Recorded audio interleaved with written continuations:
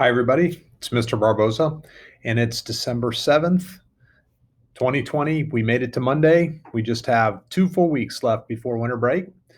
If you're interested in skiing, there's an opportunity, a link below, to get discounted lift tickets as being part of the Middle School East Ski Club.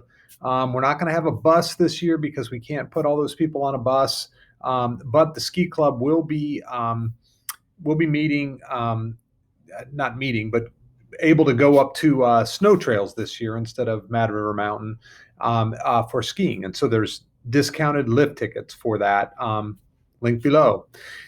If you are a current 7th grader, there is a Washington, D.C. trip sign-up form, and that is also linked below. If you want discounted, again, current 7th graders, if you're interested in going, there's a discount for the DC trip if you get it in by the 15th. And so there's information on the flyer linked below. If you have questions about the DC trip, make sure you're talking to Mr. Palguda, which is his email is also linked below as well.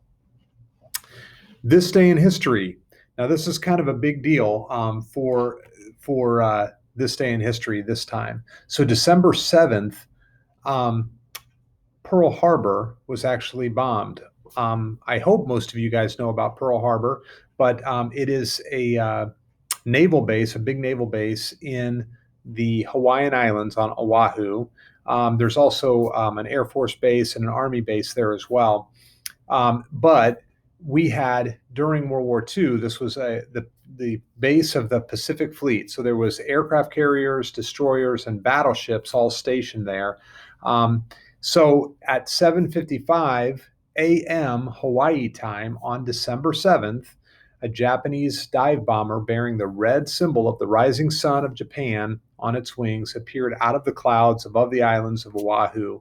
And that was the lead plane of 360 Japanese warplanes that followed, descending on the U.S. naval base at Pearl Harbor. It was a surprise attack, but the relationship between Japan and the United States was deteriorating quickly.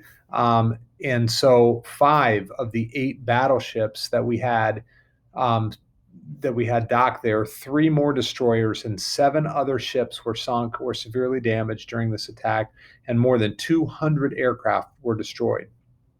A total of 2,400 Americans were killed and 1,200 were wounded while trying to repulse or fight back against the surprise attack. The day after Pearl Harbor was bombed, you might recognize this, but President Roosevelt appeared before the joint sessions of Congress and declared that yesterday, December 7th, 1941, a date which will live in infamy. That's a really famous, powerful line from President Roosevelt, and it really, ushered in the United States' full participation in World War II. A couple days later, Germany and Italy declared war on the United States, and the United States retaliated by declaring war on both Italy and Germany as well. So this was the opening salvo of the Americans' entrance into World War II. The contribution to the Allied war effort in World War II spanned 4 long years for the United States and cost more than 400,000 American lives. So it was a long, arduous time in American history. The Allied forces, including Great Britain, France, Russia, and all of the countries that fought alongside the Allied forces, there was many deaths on both sides of that war.